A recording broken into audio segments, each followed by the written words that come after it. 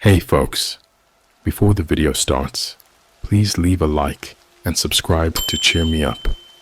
Make sure you are relaxed and enjoy today's stories.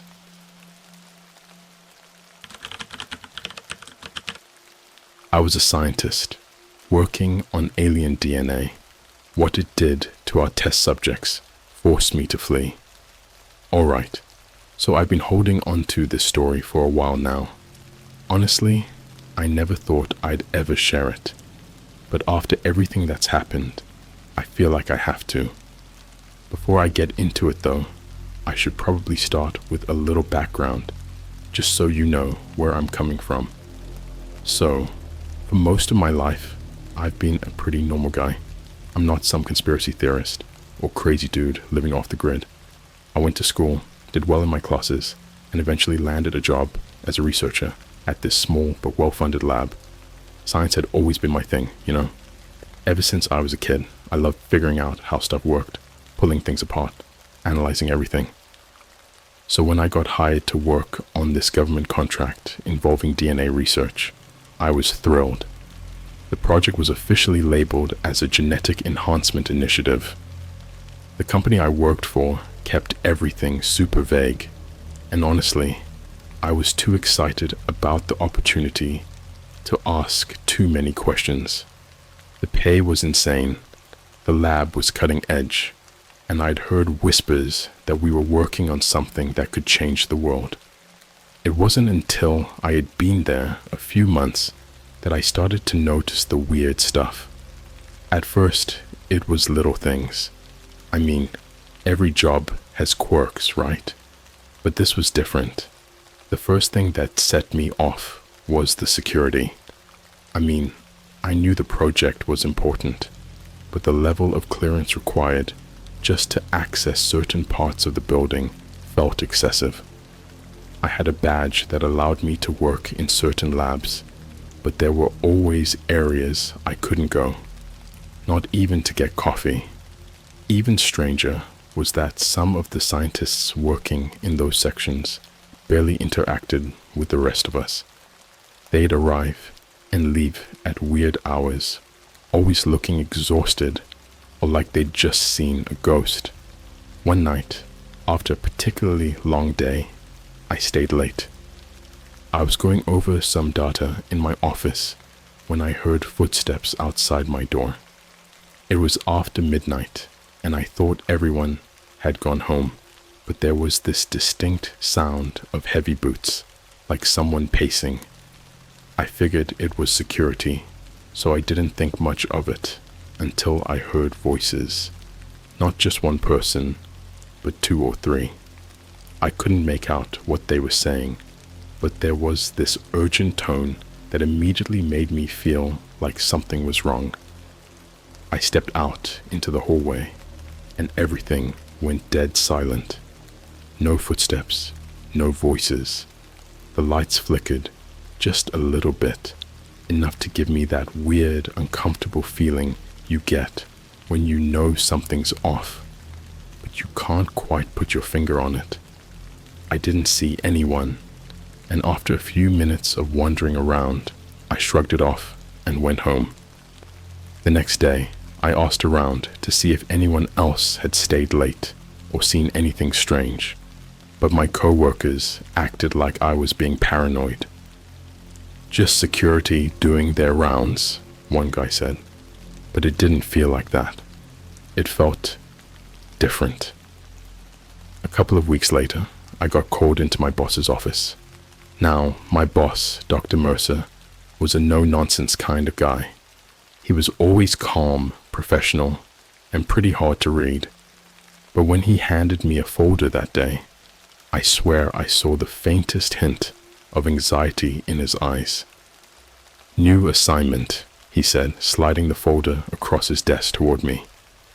"You've been selected to work on the Xeno project. Now, let me tell you something. Up until that moment, I had never heard of the Xeno project, and I'd been working in the lab for almost a year at that point. The name alone sent a shiver down my spine, but I tried to play it cool. "What's the Xeno project?" I asked, casually flipping through the folder. Dr. Mercer's expression didn't change, but he paused for a moment before answering. You're going to be studying a new kind of genetic material. We recently obtained a specimen from a classified source.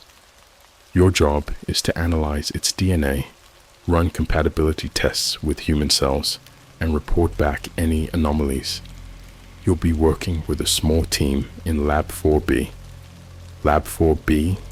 That was one of the restricted areas I wasn't even allowed near. I didn't know if I should be excited or worried, but I guess the thrill of being trusted with something so secretive won out because I agreed without hesitation.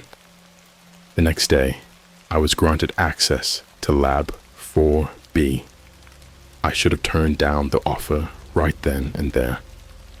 The first thing I noticed when I entered the lab was the smell.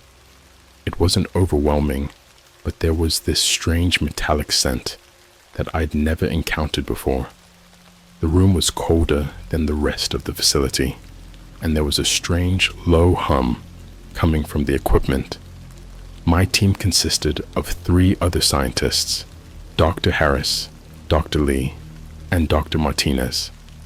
They were friendly enough, but they seemed a little too eager for my arrival, like they'd been waiting for someone new to join them. And then I saw the sample. It was kept in a large, reinforced glass container, suspended in some kind of liquid. The specimen itself looked like nothing I'd ever seen. It was a small, translucent mass, no bigger than a grapefruit, and it pulsed faintly with a dim green glow. I remember thinking it looked almost alive. "This is the specimen," Dr. Harris said, standing next to me. "We believe it's extraterrestrial in origin. The DNA structure is unlike anything we've ever encountered." He handed me a pair of gloves and gestured for me to get closer. My curiosity got the best of me, and before I knew it, I was reaching out to touch the container. That's when the lights flickered again, and in that split second, I swear I saw something move inside the glass. Not just a pulse or a twitch, but actual movement, like it was shifting, aware that I was there. I pulled my hand back quickly, trying to shake off the unease creeping up my spine. "What kind of tests have you run on it so far?" I asked, trying to sound professional, like I wasn't completely freaked out. Dr. Martinez looked at me with a strange, almost sad smile. "You'll see," she said quietly. And that's when everything started to go downhill. So, I wasn't exactly sure what to expect on my first day working in Lab 4B, but I sure as hell wasn't prepared for what came next. The team started me off with something they called basic integration tests. You know, the kind of thing where you try to see how foreign DNA interacts with human cells. Sounds simple enough, right? Except the moment we introduced even a small fragment of the specimen's DNA into a human cell culture, things got weird. Fast. Within minutes, the human cells began to react. I'm not talking about the typical rejection you'd expect when introducing foreign material into an organism. These cells didn't reject anything. In fact, they did the opposite. They absorbed it, like they were hungry for it. I've worked with all kinds of cellular reactions, mutations, and genetic modifications, but I'd never seen anything like this. It was as if the alien DNA was rewriting the human code, changing the cells in ways I couldn't even begin to understand. Dr. Harris stood beside me, watching the entire process with this eerie calm that made me uneasy. "Fascinating, isn't it?" he said quietly. "Yeah," I replied, trying to mask the unease in my voice. "But what's it doing? Why are the cells reacting like that?" Dr. Harris shrugged, not taking his eyes off the screen. "That's what we're here to figure out. So far, Every human cell, culture we've exposed to the specimen has reacted in the same way. Rapid integration followed by, well, you'll see. You'll see. That phrase kept popping up in this lab, like they all knew something I didn't. It was unsettling, but I tried to shake it off. This was science, right? We were supposed to be exploring the unknown, but this felt more like walking into the dark with no flashlight.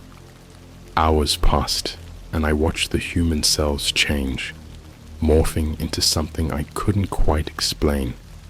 They became more structured, more resilient. At first, I thought it was just enhanced cell function, but then I saw the division rate. They weren't just getting stronger, they were multiplying at an insane speed. By the end of the day, what had started as a few cells had turned into an entire thriving mass. "We'll let the cultures incubate overnight," Dr. Martinez said as we packed up to leave. "Tomorrow, we'll see if the changes persist." I didn't sleep much that night. My mind was racing with questions. What were we dealing with here? Was this thing dangerous? I tried to convince myself that it was all part of the process, that this was the thrill of discovery I'd signed up for. But that didn't stop the uneasy feeling gnawing at my gut. The next morning, when I got back to the lab, the others were already there. The atmosphere was different, tense, almost like they were anticipating something. The lights in Lab 4B seemed dimmer, the hum of the machines a little louder than before. Dr. Lee waved me over to the observation station where we'd left the cultures overnight. His face was pale, his usual confidence replaced by something that looked suspiciously like fear. "Take a look," he muttered. I leaned over the microscope, and what I saw chilled me to the core. The cells hadn't just multiplied, they'd evolved. In less than 24 hours, they had formed into a complex tissue-like structure. But it wasn't the rapid growth that bothered me. It was the shape of the thing. The tissue had organized itself into patterns, almost like it was trying to mimic something. There were ridges, folds, and, though I hesitate to even write this, a formation that looked disturbingly like an eye. I jerked back from the microscope, my heart pounding in my chest. "What the hell is this?" "We don't know," Dr. Martinez said quietly. "Every test subject's cells have reacted the same way. They restructure, evolve, almost like they're alive." I finished, my voice barely a whisper. Dr. Harris nodded.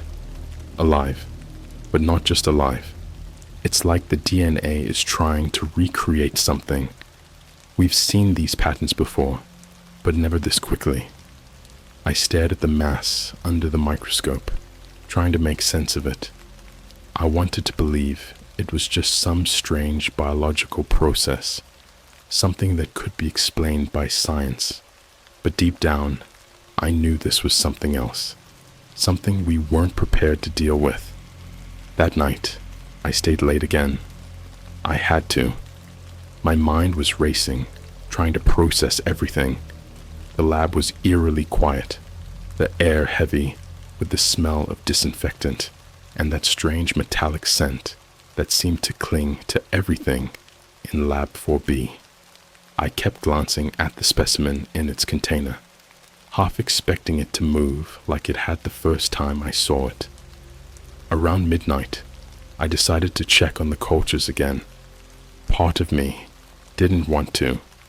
Every instinct screamed at me to just leave it alone, go home, pretend like none of this was happening. But I couldn't help myself.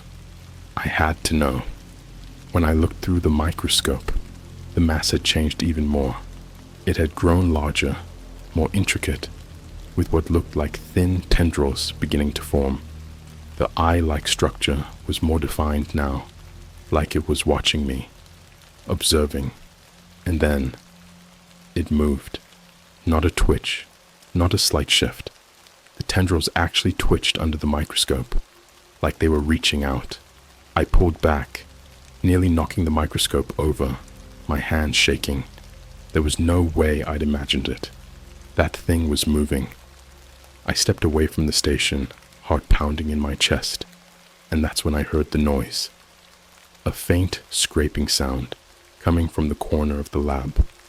It was so quiet at first, I thought I was imagining it, but it grew louder, more distinct, like something dragging across the floor. I froze, eyes darting toward the source of the sound. The specimen's container sat there, still glowing faintly in the dim light. But now, there was something else. A shadow. No, a shape behind the glass. I couldn't make it out clearly, but it was there. Something dark, pulsing faintly with the same sickly green glow as the specimen. I backed away slowly, my mind racing. This wasn't just DNA. This was something alive, something intelligent. I don't remember leaving the lab. The next thing I knew, I was sitting in my car, staring at the steering wheel, my breath coming in shallow gasps. I couldn't stop shaking. Whatever we were working on, it wasn't just science. It was something far more dangerous. I couldn't stop thinking about the way the cells had moved, the way the tendrils had reached out, as if they were searching for something, searching for me. I didn't want to go back the next day. I wanted to quit, to walk away from all of it. But the fear of what I'd seen kept me going back, because deep down, I knew it wasn't over. And I was right. I didn't sleep that night. I couldn't. Every time I closed my eyes, I saw that thing, those tendrils twitching, the faint glow reflecting off that twisted, growing mass of cells. By the time morning rolled around, I'd convinced myself that maybe I was overreacting. Maybe I was just tired, and my mind was playing tricks on me. After all, working in a lab like this, it's easy to get caught up in the mystery, to let your imagination run wild. At least, that's what I tried to tell myself. When I got to the lab the next morning, the tension in the air was even worse than the day before. Dr. Harris and Dr. Lee were huddled together near the far corner of the lab, whispering, their faces pale. Dr. Martinez sat at her desk, staring blankly at her computer screen, not even acknowledging me when I walked in. "Did you check the cultures?" I asked, trying to sound casual, but my voice cracked a little. I was dreading the answer. Dr. Harris looked up, his face drawn and tired. He nodded, but didn't say anything. Instead, he gestured toward the observation station. I swallowed hard and walked over, feeling like I was moving in slow motion. My heart was racing as I leaned over the microscope, terrified of what I might see. And then I saw it. The mass had changed again, but this time it was worse. Much worse. The tendrils had grown longer, stretching out across the petri dish, like roots seeking nourishment. But that wasn't the worst part. The eye-like structure I'd seen before had split into several, each one larger and more defined than before. They blinked. It was watching me. I stumbled back from the microscope, knocking into the counter behind me. "What the hell is this?" I couldn't hide the panic in my voice anymore. Dr. Lee walked over, his hands shoved deep into his lab coat pockets. "It's progressing," he muttered, not meeting my eyes. "Faster than we expected." Faster than we expected? I wanted to scream. How could they be so calm about this? This wasn't normal. This wasn't just science anymore. Something was seriously wrong. Dr. Martinez finally spoke up, her voice quiet but firm. "We've moved on to live subjects." My stomach dropped. Live subjects. I hadn't heard anything about human trials. As far as I knew, We were still in the observation phase with cell cultures. Who authorized that? I asked, my voice barely above a whisper. I already knew the answer. Government clearance came in last week, Dr. Harris said, finally breaking his silence. They've been monitoring the project closely. They want to see results. I stood there, stunned. This whole time, they'd been preparing for human trials without telling me. They'd been planning this from the start, and I was just another cog in their twisted machine. They've already selected the first few test subjects, Dr. Martinez said, her voice sounding far away, like she was trying to detach herself from the reality of it. They're bringing them in today. I couldn't believe what I was hearing.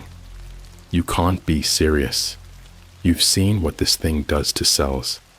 How can you even consider using it on people? Dr. Harris sighed, rubbing his temples. It's not up to us anymore. We're just following orders. Following orders. That phrase hit me like a punch to the gut. I wanted to argue, to tell them to shut the whole thing down, but I knew it wouldn't matter. Once the government got involved, once they smelled the potential of whatever this was, nothing could stop them. Later that day, the first test subjects arrived. They weren't volunteers. I knew that the second they walked in. They were prisoners, convicts from some maximum security facility, shipped in under the guise of federal testing. I don't know what they'd done to deserve this fate, but I could see the fear in their eyes. They didn't sign up for this. No one would. I tried to keep my distance, but I was assigned to help monitor the trials. I had no choice but to be there, to watch as they hooked these men up to machines, injecting them with the modified cells that had been harvested from the alien specimen. At first, nothing happened.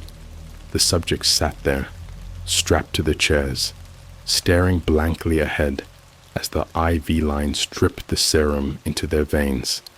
I wanted to believe it wouldn't work, that maybe human biology would reject the alien DNA like a bad organ transplant. But deep down, I knew that wouldn't happen.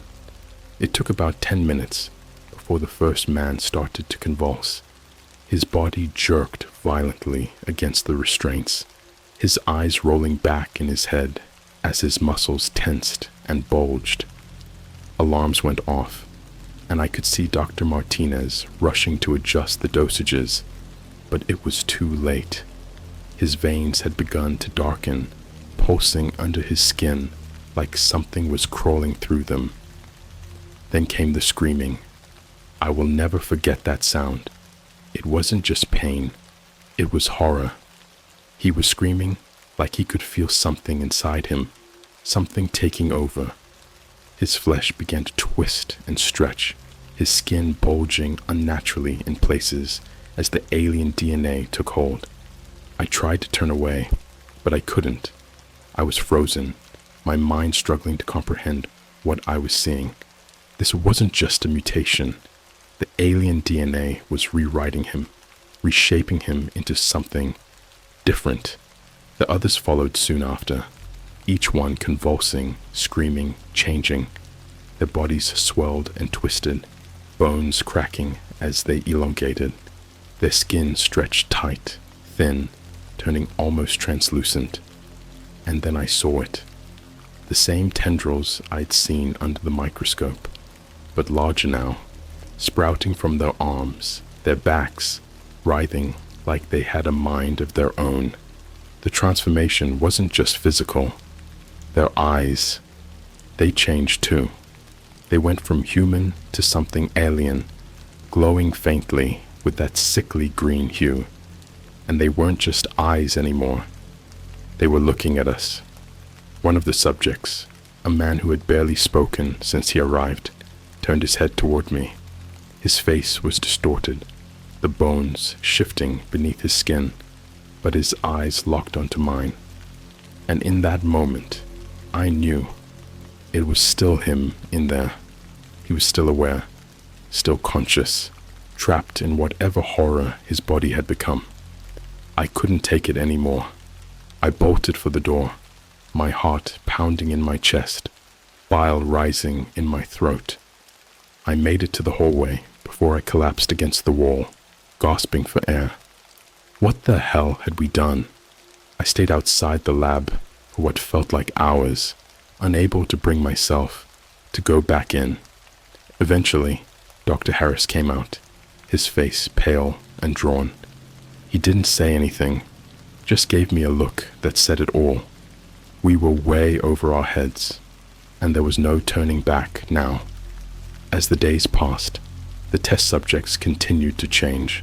Their bodies became more alien with each passing hour, their humanity slipping away. They no longer screamed. They no longer spoke. They just stared, watching us, studying us. It wasn't long before I started hearing whispers, rumors that some of the subjects had gone missing, disappeared from their cells in the middle of the night. The security footage showed nothing, just empty halls and locked doors, but the guards swore they heard something moving through the facility, something they couldn't see.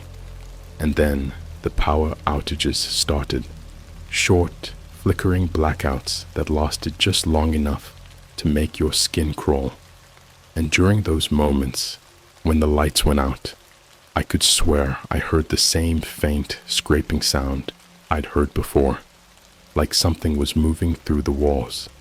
Something was getting closer.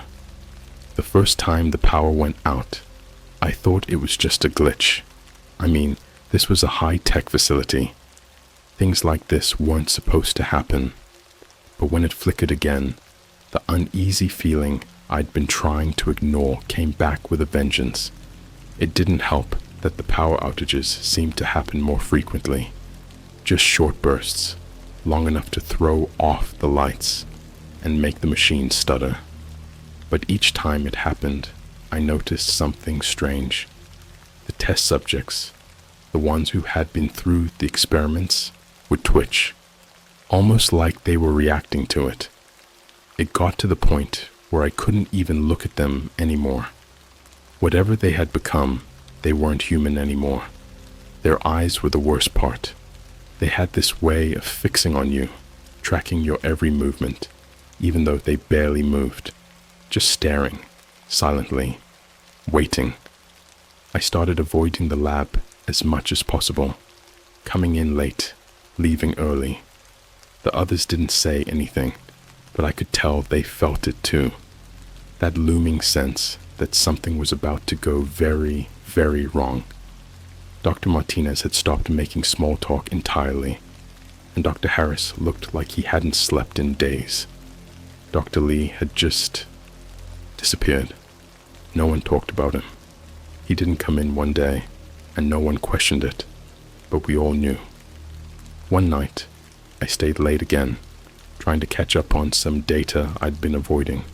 The place was nearly empty, except for a few security guards making their rounds. The hum of the equipment filled the silence, and I was starting to zone out when, suddenly, the lights flickered. Not just a quick blink, but a full blackout this time. The darkness swallowed the room, and for a moment, I couldn't see anything. Just the faint red glow of emergency backup systems kicking in. I stayed still, my heart pounding in my ears, waiting for the lights to come back on. It was pitch black, and then, in that silence, I heard it. The scraping sound. It was subtle at first, like metal dragging on concrete, but it was unmistakable. It was coming from the hallway. I felt every hair on the back of my neck stand up as the noise grew louder, closer, like something was moving toward me. I stood there frozen, not daring to make a sound. I didn't want to believe what I already knew. Something had gotten out. Suddenly, the lights flickered back on. The hum of the machines returned, and for a brief second, everything seemed normal again. But I wasn't fooled. The scraping sound had stopped, but I could still feel it, the presence of something watching me. I grabbed my bag and practically ran out of the lab. As I passed by the observation rooms, I glanced through the glass at the test subjects. They were all standing now. Their bodies had grown even more grotesque since I'd last looked at them. Their limbs elongated, twisted in ways that defied human anatomy. Their skin had taken on a pale, translucent quality, stretched thin over their bones. But their eyes, those glowing green eyes, were locked onto me. They followed me as I walked by, their mouths twitching as if they wanted to speak but couldn't. One of them, Subject 3, I think, pressed its face against the glass, and for a moment I thought it was going to break through. The glass strained, bending under the pressure, and I could see its breath fogging up the surface. Its tendrils, now long and sinewy, tapped against the glass, making that same scraping noise I'd heard before. That was enough for me. I ran the rest of the way out of the lab, not stopping until I was outside, gulping down the cold night air. I didn't go back for 2 days. I told myself I was sick, that I needed a break, but really, I just couldn't face whatever was happening in that lab. I wasn't sure how much longer I could stay there, but I needed to find out what was going on. I needed to know how far this had gone. When I finally returned, the place felt different, darker, colder. The usual buzz of activity was gone, and the hallways felt empty. I made my way to Lab 4B, half expecting to find it deserted. But when I pushed the door open, I saw Dr. Harris sitting at his desk, staring at something on his monitor.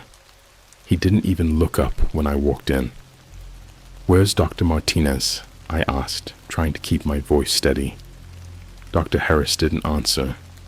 He just kept staring at the screen, his fingers tapping the desk in a slow, rhythmic pattern. I walked over to see what he was looking at, and when I did, my stomach dropped. The security footage. The screen showed a grainy video feed from one of the cameras in the observation wing. At first, I couldn't make out what I was looking at, but then I saw it. One of the test subjects, Subject 5, slumped in its cell. Its body twitched unnaturally, jerking as if in pain. Then slowly, its skin began to split. Not just a cut or a wound, but a deliberate tear, like something was emerging from inside. Black, spindly tendrils pushed through the skin, writhing and flailing. The subject's body convulsed violently, and then the camera feed cut out.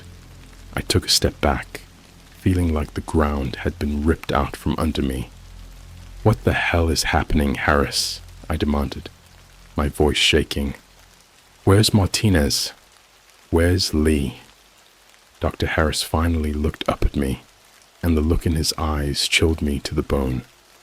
They were wide, bloodshot, and filled with a kind of desperation I hadn't seen before. "She's gone," he whispered. "Martinez left yesterday, said she couldn't do it anymore." I stared at him, trying to process what he was saying. "What about Lee?" He didn't answer, just shook his head. I backed away from the desk, my mind racing. I needed to get out of here. Whatever was happening, it was beyond any of us. The test subjects were no longer contained. That much was clear. And from the look in Harris's eyes, he knew it too. Before I could say anything else, the lights flickered again. Not a full blackout this time, but enough to send my heart into overdrive. The faint hum of the machines wavered, and I heard it again. The scraping. This time, it was closer, louder. "Did you hear that?" I asked, my voice barely a whisper. Dr. Harris stood up slowly, his face pale. "It's them," he said, his voice hollow. "They're out." My stomach lurched. What do you mean, they're out? He didn't respond. Instead, he walked to the door, pressing his ear against it, like he was listening for something. The scraping sound grew louder, more insistent, and then, without warning, the door to the lab slammed open, the force of it sending Dr. Harris stumbling backward. In the doorway stood one of the test subjects, but it wasn't like the others I'd seen before. Its body had transformed completely. Its skin, a sickly translucent white, tendrils sprouting from its back, and arms like grotesque alien limbs. Its eyes glowed with that sickly green light, brighter than before, and its mouth hung open, black and dripping with some kind of fluid. Dr. Harris backed away, his eyes wide with terror. "We need to go," he whispered, but it was too late. The thing lunged at him with unnatural speed, its tendrils wrapping around his neck, dragging him to the floor. His scream echoed through the lab, cut short as the creature tore into him, its tendrils piercing his skin, digging into him like roots into soil. I didn't wait. I bolted for the exit, my heart pounding in my chest. Behind me, I could hear the sounds of tearing flesh, bones snapping, and that horrible, wet gurgling noise as the creature fed on Dr. Harris. I ran through the halls, my footsteps echoing in the silence. The lights flickered again, casting long, shifting shadows on the walls. The scraping sound followed me, always just behind, like the creatures were toying with me, letting me run. As I reached the main exit, I heard it again, that sound, the one that had haunted me since this whole nightmare began. The lights went out completely, and in the darkness, I knew they were coming for me. The darkness swallowed everything. I was left standing in that black, silent void with nothing but my own ragged breathing and the pounding of my heart in my ears. The emergency lights didn't kick in this time, which made it worse. I had no sense of direction, just the knowledge that something was out there, something hunting me, and I wasn't sure how much longer I had before it caught up. I fumbled for my phone, hands shaking so badly I almost dropped it. The weak glow from the screen did nothing to ease the suffocating blackness, but it was enough to see the outline of the hallway. I had to keep moving. I couldn't stay here, not with whatever those things had become prowling around the lab. The scraping sound returned. This time, it was everywhere, coming from the walls, the ceiling, echoing down the hallway ahead of me. It was like the entire building was alive with that horrible grating noise, growing louder with every second. I bolted down the hallway, my footsteps loud against the cold tile. Every corner I turned felt like a trap, every shadow a hiding place for something waiting to pounce. I didn't know how many of those things had escaped, but I knew one thing. They were moving faster now, faster than before. I could feel them closing in, hear the shifting of their twisted bodies just behind me. I burst through a set of double doors and found myself in the main atrium of the facility. The place was deserted, of course. Everyone with any sense had probably fled days ago. There was no sign of security, no sign of the other scientists. The only thing left was the low, humming silence, punctuated by the distant echoes of the creatures moving through the dark corridors. I spotted the main exit across the room, the door that led to the outside world, the only thing standing between me and whatever fresh hell this place had become. But as I ran toward it, I heard the unmistakable sound of metal bending, creaking, and then footsteps, heavy, deliberate footsteps. I froze, turning slowly to see the figure emerging from the shadows. It was Subject 3. But it wasn't just the half-human creature I'd seen through the observation glass before. The thing had grown. Its body was elongated, stretched beyond recognition, with its flesh torn and reformed in grotesque ways. The tendrils that had sprouted from its arms were now longer, almost graceful in their movements, curling and uncurling like snakes testing the air. But it was the eyes that stopped me in my tracks. They were no longer the sickly green glow I'd come to associate with the test subjects.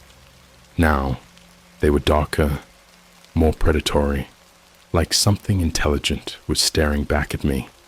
Something far more dangerous than I'd realized. The creature's head tilted slightly, studying me, and in that moment, I knew it remembered me. Somehow, in whatever twisted transformation it had undergone, it knew who I was. I stumbled backward, my body screaming at me to run, but my legs refused to move. The creature took a slow, deliberate step toward me, and I saw its mouth twitch, like it was trying to form words, but the only sound that came out was a low, guttural growl. That same metallic, wet noise I'd heard when it killed Dr. Harris. I couldn't stay here. If I didn't move, I was dead. Simple as that. I turned and ran for the door, slamming into it with all the strength I had left. My hands fumbled with the keypad next to it, trying to remember the code in my panic. Behind me, I could hear the creature closing in, its tendrils dragging across the floor, pulling it forward with horrifying speed. I punched in the code. Wrong. My fingers slipped. Again. Wrong. The scraping got louder, that sickening, wet dragging noise inches from my back.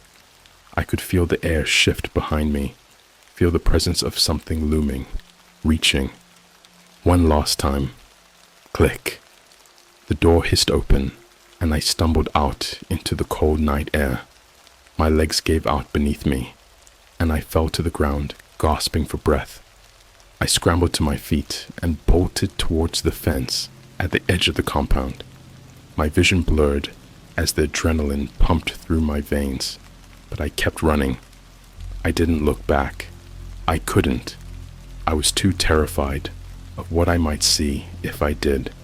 I reached the fence and climbed over, my hand slipping on the cold metal. By the time I hit the ground on the other side, I could barely breathe. The facility loomed behind me, dark and silent, like it had swallowed the horrors inside it whole. But the scraping noise, it followed me, echoing faintly in the wind. I don't remember how I got home that night.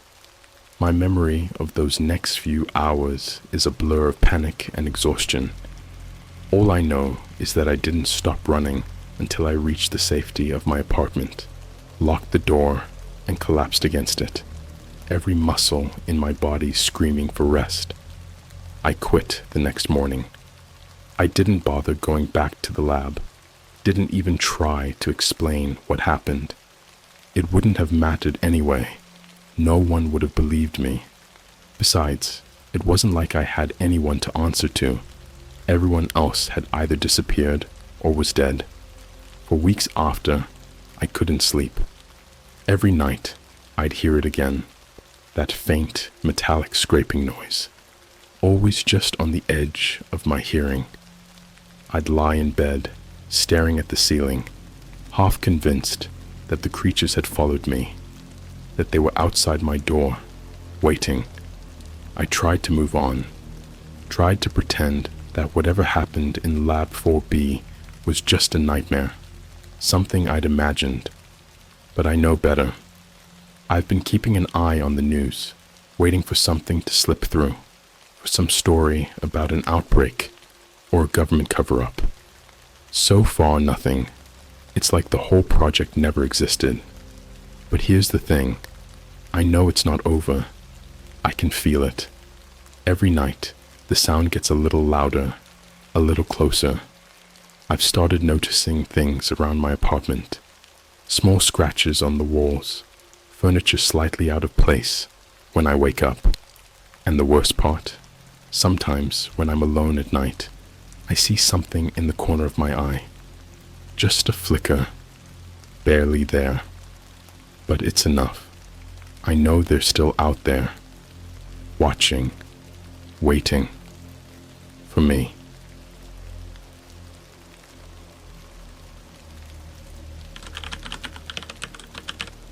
I worked in a government facility that tracks alien activity.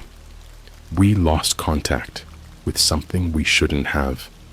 I guess I should start by saying I never planned on getting involved with any of this alien stuff. To me, it was all just a bunch of conspiracy theories that people on the internet loved to obsess over. I mean, sure, I thought the idea of extraterrestrial life was cool, but who doesn't, right? It's one of those things you joke about with your friends after watching the X-Files, not something you ever actually expect to come face to face with.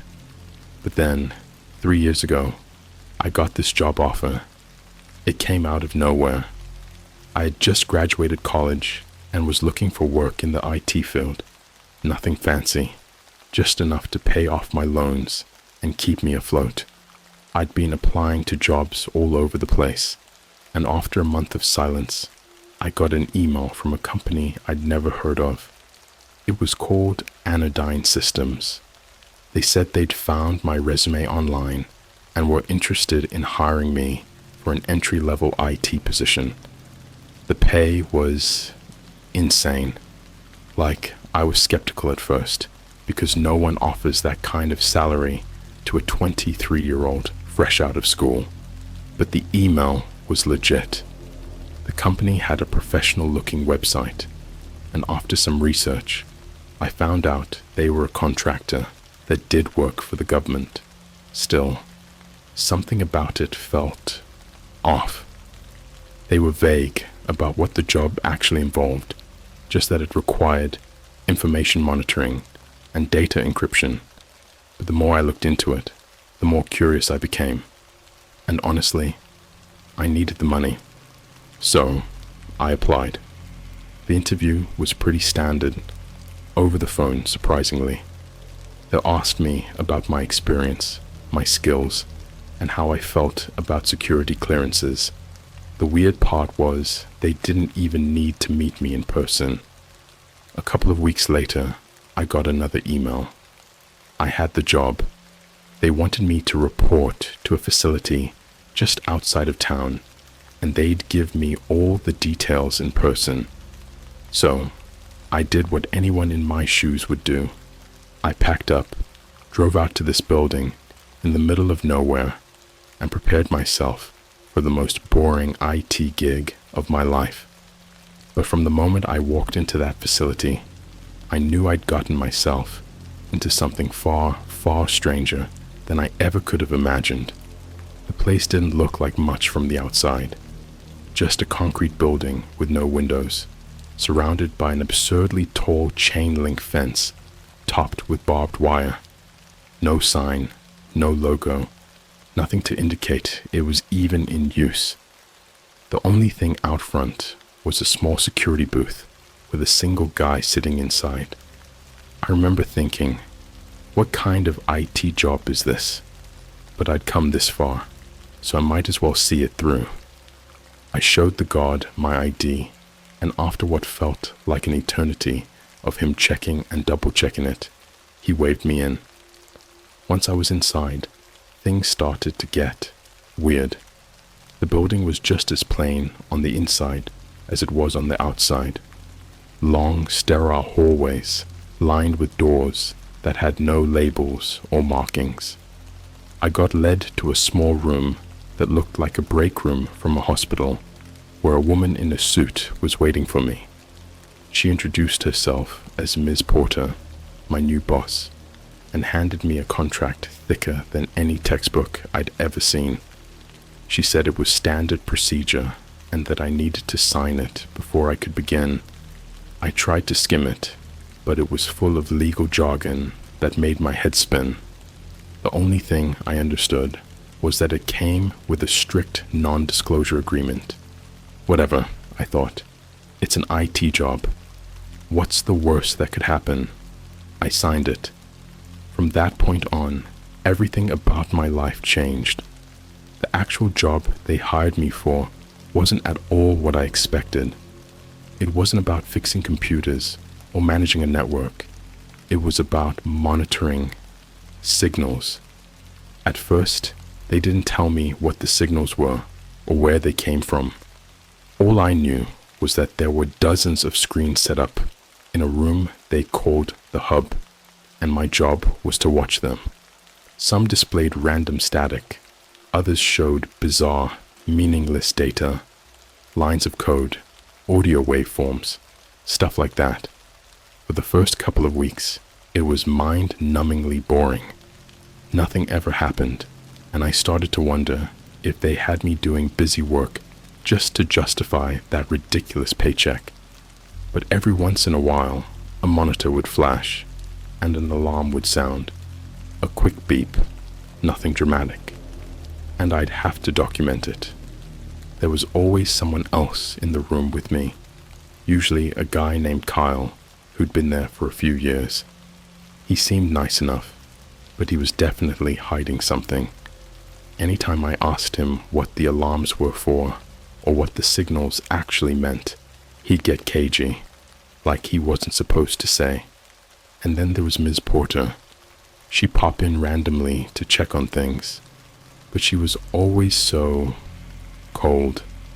You could tell she was watching us, making sure we stayed in line. I didn't think much of it at first, just figured it was some high security government thing. But the more time I spent in that room, the more I started to realize something wasn't right. One day, I finally got the nerve to ask Kyle what we were really doing. Like, straight up, "Dude, what is this place?" He looked at me like I'd just asked him if the sky was blue, then leaned in close and said, "We're watching the stars." I thought he was joking, like, okay, NASA wannabe, but he wasn't. He pointed to one of the screens, one I'd never really paid attention to before, and said, "That's the signal. That's them." I stared at the screen, but all I saw was more static. "Who's them?" I asked. Kyle didn't answer. He just leaned back in his chair and smirked, like he knew something I didn't, something he wasn't allowed to say. That's when I realized this wasn't just some cushy IT job. Whatever we were doing, whatever we were monitoring, it wasn't normal, and I just signed away my right to ask any questions. I should have quit right then, but I didn't, because the pay was good and the work was easy. I convinced myself it was all just some elaborate government project, nothing sinister, but I couldn't shake the feeling that I was being watched, not just by Ms. Porter, but by something else. The air in that facility always felt heavy, like there was something hanging over us, lurking just out of sight. I couldn't explain it, but I knew, deep down, that whatever we were doing in that room wasn't just for national security. We were dealing with something far, far bigger than that, and it was watching us too. I don't know exactly when things started going wrong. There wasn't some big dramatic shift in the air or anything. It just kind of crept up on me, like a shadow growing longer and longer as the sun sets. Looking back, I think the first real sign that something was off happened about a month into the job. It was a Friday night, and the facility was almost dead quiet. Kyle had called out sick, so it was just me and this other guy, Ethan, who I didn't know all that well. Ethan was one of those people who didn't talk unless he had to. He kept to himself, always hunched over his computer, fingers typing away without looking up. It was the kind of shift where nothing seemed to happen, which I was honestly fine with. But then, around midnight, one of the monitors flared up. Now, alarms going off, weren't that unusual. Every now and then, we'd get a signal that spiked or dropped suddenly, and we were trained to document the time and frequency. So when the monitor lit up, I started filling out the logbook, not really thinking much of it. But something about this one was different. The screen wasn't showing the usual static or waveforms. It was just black. A completely empty black screen with a single white dot in the center. And the alarms? They weren't the quick, sharp beeps I'd gotten used to. This was a low, droning hum that seemed to reverberate through the whole room. It wasn't loud, but it made my chest feel tight, like I was being crushed by the air itself. I glanced over at Ethan to see if he was seeing the same thing, and that's when I noticed he was staring at the screen with this look on his face. I'll never forget that look. His skin had gone pale, and his eyes were wide, like he was seeing something he couldn't understand, or something he did understand, but didn't want to admit was real. I asked him, "What is that?" He didn't answer. He just stood up, grabbed his bag, and left. Just like that. No explanation. No, see you tomorrow. Nothing. The guy just bailed. I was alone in the room, listening to that horrible hum and staring at the black screen with the white dot that seemed to pulse ever so slightly, like it was breathing. I wanted to leave too. Everything in my body was screaming at me to get up and follow Ethan, but I didn't. I sat there, glued to my seat, trying to rationalize it. It's just a glitch, I told myself. Some weird technical error. But deep down, I knew that wasn't it. After what felt like an eternity, the screen blinked off, and the alarm stopped. Everything went back to normal, like nothing had happened. But I couldn't shake the feeling that I had just seen something I wasn't supposed to. Something that wasn't meant for human eyes. The next day, I came into work expecting to talk to Ethan about what happened. But when I asked Kyle where he was, Kyle just shrugged and said Ethan had quit. No notice, no goodbye, just gone. That freaked me out more than anything. Ethan wasn't the type to just disappear. He'd been working at the facility for over 2 years, and he was always reliable, if a little quiet. Kyle didn't seem bothered by it. People come and go here all the time, he said, like it was no big deal. But I couldn't let it go. I wanted answers. I needed to know what that signal was, why Ethan freaked out, and why no one else seemed to care. So, like an idiot, I started digging. Now, here's the thing. I didn't have any real access to the systems. Everything was locked down tight, and I wasn't exactly a hacker or anything, but I did know how to poke around without raising any red flags. After my shift, I hung around and waited until everyone had cleared out. Once the facility was empty, I snuck back into the hub and booted up one of the computers. I started looking through the signal logs, which were mostly just data entries, times, frequencies, durations, nothing that would make any sense to someone like me. But the deeper I went, the more I realized there was a pattern. The signals weren't random. There was a rhythm to them, like they were following a schedule. And every so often, there would be one of those blackouts, like the one I saw the night Ethan bailed. But that wasn't the worst part. The worst part was when I found the audio files. At first, I thought they were just static, white noise.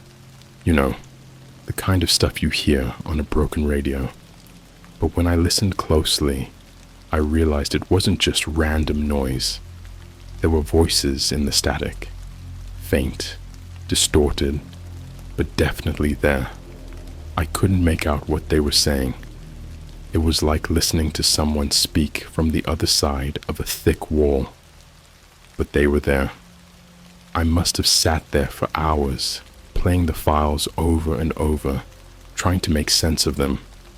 At one point, I thought I heard my name, not clearly, but enough to make my skin crawl.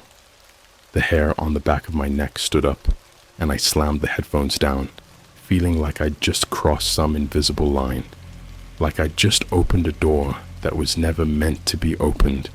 That's when the lights flickered. Not just a quick flicker like you'd expect from a power surge. This was different.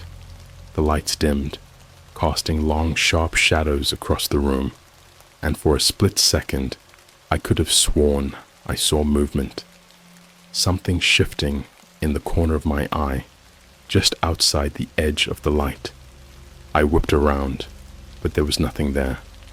Just the hum of the computers and the pounding of my own heartbeat in my ears. I shut everything down and got out of there as fast as I could. That night, I barely slept.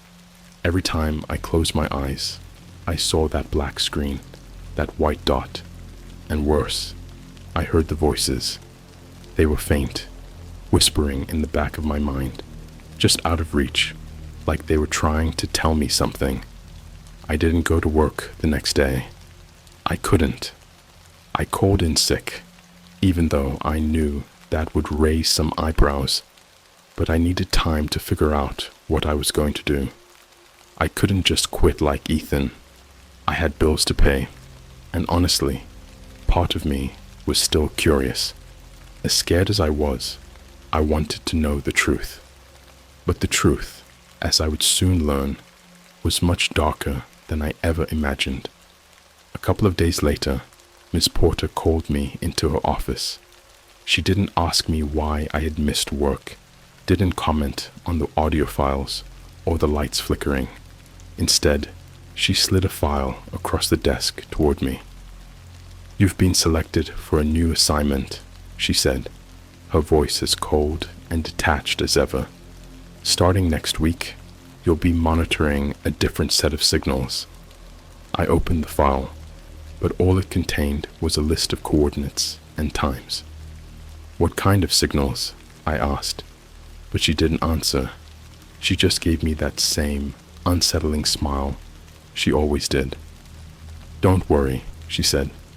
"It's nothing you haven't seen before." I walked out of her office with a pit in my stomach, knowing full well that whatever I was about to get involved in was far worse than I could possibly imagine.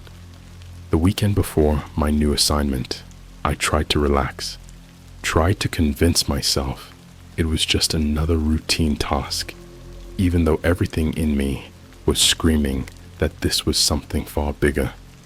I barely left my apartment, mostly sat around, staring at the clock, waiting for Monday to come.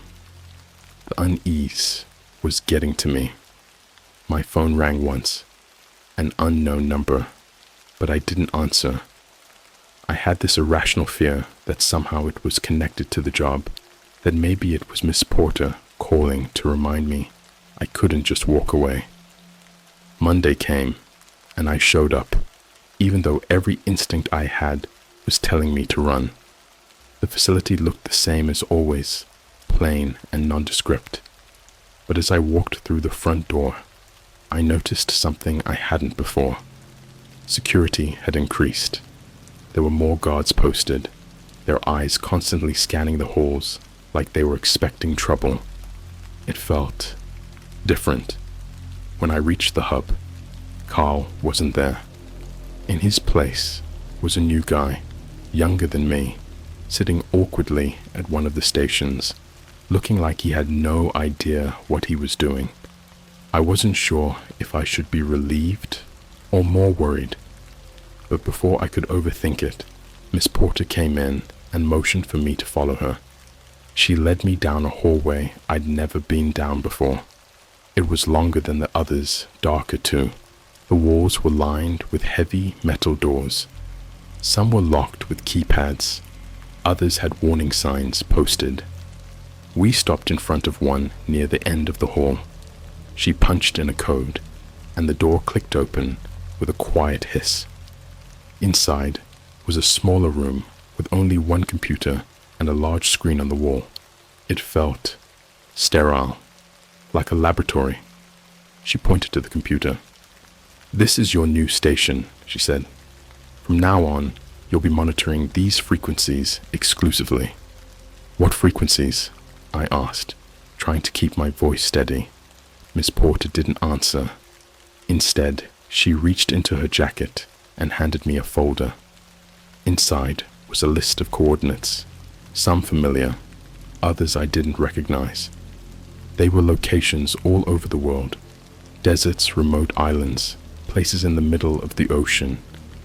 "Track these," she said. "If there's a spike, log it immediately and notify me." I looked at the screen, already loaded with data streams, strange waveforms, and charts that didn't make any sense. And then I saw it. One of those black screens, like before. A single white dot in the center, almost imperceptibly pulsing, like a heartbeat. "That's the signal, isn't it?" I asked. Miss Porter nodded once, then turned and left, without another word. The door closed behind her, with a heavy thud, and I was alone. I sat there for what felt like hours, watching the data scroll by, trying to make sense of it. But it wasn't like anything I'd ever seen. It wasn't just random static or interference. The patterns felt deliberate, like they were coming from somewhere specific, somewhere far away. I tried to focus on the task at hand, telling myself it was just another job. But I couldn't stop thinking about Ethan. I couldn't stop thinking about that look on his face when he saw the signal. I didn't want to end up like him, jumping at shadows and hearing voices in the static. And then, just after midnight, the first spike hit. It wasn't like the other signals. This one was sharp, immediate, like a jolt of electricity. The screen in front of me flickered, and suddenly, that black dot I'd seen before began to move. Slowly, it drifted across the screen, almost lazily, like it was searching for something. My heart started racing, but I kept my cool. I logged the time, the frequency, the coordinates. The signal was coming from somewhere deep in the Pacific, far from any landmass. And then, out of nowhere, the dot stopped, dead in the center of the screen. The lights in the room flickered again, just like they had the night I found the audio files. And this time, I heard something. It wasn't coming from the speakers or the computer. It was coming from the room itself, like a low hum, barely audible, but enough to make the hairs on my arm stand on end. I felt the same crushing pressure I'd felt before, like the air was getting sucked out of the room, and I couldn't breathe. I stood up, backing away from the screen. My instincts were screaming at me to leave, to run, but I couldn't tear my eyes away from the dot. It wasn't pulsing anymore. It was just staring at me. I know that sounds crazy, but that's the only way I can describe it. I felt like it was looking right through me, like something on the other side was watching. I reached for the door, but before I could open it, the screen blinked off, and everything went silent. The next morning, I tried to report the incident to Miss Porter, but she didn't seem surprised. She barely even looked at me. She just nodded and said, "We'll log the data," like it was no big deal, like I hadn't just felt something alive in that room with me. But the weirdest part? After that night, the spikes became more frequent. Almost every night, I'd get a surge in the signal, always from different coordinates, always the same pattern. The dot would move, sometimes slowly, sometimes erratically, like it was searching for something or someone. And every time it stopped, I felt that same crushing pressure in my chest, that same eerie hum filling the air. I started sleeping less, staying up late after my shifts, trying to piece together what was going on. I wasn't the only one getting these signals. There had to be more people working on this, right? But every time I tried to ask someone, they either brushed me off or told me to stop asking questions. Even Kyle, who had always been cool with me, started acting weird, like he didn't want to talk about it. About a month into the new assignment, I was on a late shift, alone in that tiny room again. The signal had been quiet for most of the night, just the usual static. I was starting to think maybe the worst of it was over, and then the alarm went off. This time, it wasn't a subtle beep or hum. It was loud, blaring through the speakers, and the dot on the screen was moving fast. I'd never seen it move like that before. It was darting across the screen, jumping between coordinates, like it was in a panic. My heart was racing as I tried to log everything, but the data was coming in too fast. I couldn't keep up. Suddenly, the dot stopped, dead in the center of the screen, just like before. But this time, something was different. The screen didn't go black. Instead, the dot seemed to split, like it was tearing apart. And then, out of nowhere, a new image appeared. It was grainy, distorted, like an old TV signal, but I could still make it out. It was a satellite feed. I could see the earth below, clouds swirling, oceans rippling, but there was something else in the frame. Something big. It was hovering just above the atmosphere, barely visible against the blackness of space, but it was there, and it was moving. I stared at the screen, trying to understand what I was seeing. It looked like a shadow, a dark mass that seemed to shift and ripple, like it wasn't solid. But the longer I stared, the more I realized it wasn't a shadow at all. It was alive, and it was getting closer. I don't remember how long I sat there, frozen, watching that thing drift through space. But eventually, the screen flickered, and the image was gone. The dot returned to its usual position, pulsing slowly, as if nothing had happened. But I knew what I saw, and I knew I couldn't ignore it anymore. I logged the time, the coordinates, and left the room without saying a word to anyone. I didn't even bother to check out. I just drove home in silence, my mind racing, trying to figure out what I was going to do, because whatever was out there, it wasn't friendly, and we'd been tracking it for a lot longer than I realized. After that night, everything changed. I stopped going to work for a few days. I couldn't handle it anymore. The thought of sitting in that room again, staring at those screens, waiting for that thing to show up, it made me sick to my stomach. I called in sick, but I knew they wouldn't believe me. I didn't care. I needed time to figure out what I was going to do. I couldn't keep doing this, but they didn't let me have time. On the third day, I was at home, trying to calm my nerves with bad TV and a lot of coffee, when I heard a knock at the door. It was strange. I wasn't expecting anyone, and the way they knocked wasn't normal. It was slow, methodical. 3 solid thuds, like they weren't just knocking, but waiting for me to answer. I got up, heart already racing, and looked through the peephole. It was Miss Porter. I don't know why, but I froze. I couldn't open the door. Seeing her outside my apartment made me realize how deep I was in.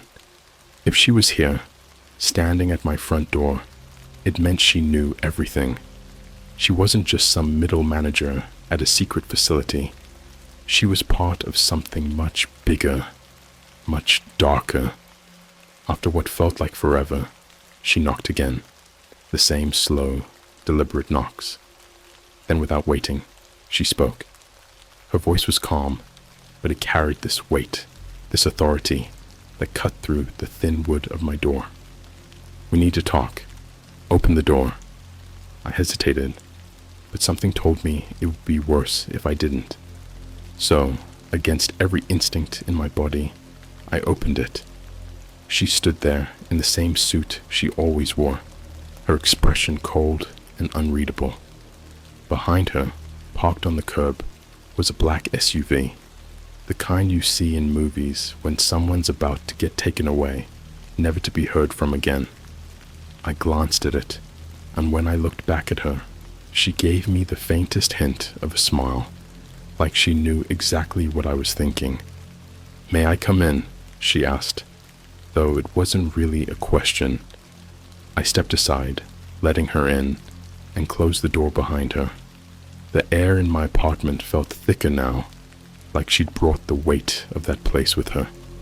She didn't sit down.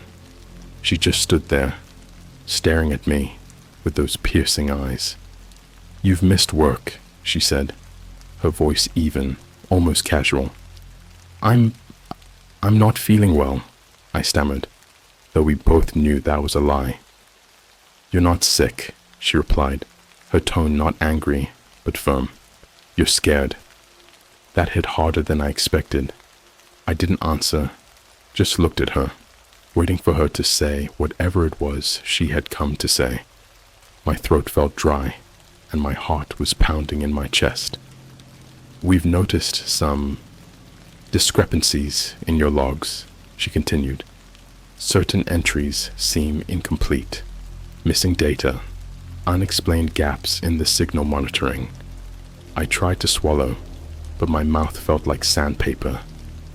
"I've been doing everything by the book," I said, though I knew how shaky my voice sounded. Ms. Porter's eyes narrowed, just for a second. "You've been keeping things to yourself," she said softly, like she was speaking to a child. "You've seen things, haven't you?" I didn't know how to respond. My mind was racing, replaying every signal spike, every strange incident. The thing I saw hovering above the earth, the black dot on the screen. I had no idea what I was supposed to say. Was I supposed to admit I'd seen it, lie and say I didn't? She didn't wait for me to answer. "It's important," she said, stepping closer, "that you understand your role here. You were hired to observe, to document. Nothing more." Her words hung in the air, cold and precise. "What you've seen, it's not your concern. It's far beyond what you can understand." I could feel the walls closing in. The room felt smaller, darker, like the light outside my window was draining away. "What is it?" I asked, my voice barely above a whisper. "What's out there?"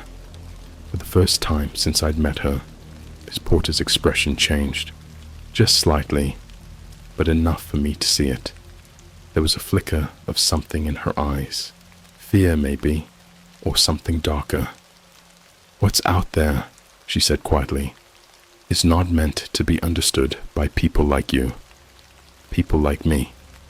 Her words stung, but there was something else in her tone, a warning. "Listen to me carefully," she said, her voice dropping to almost a whisper.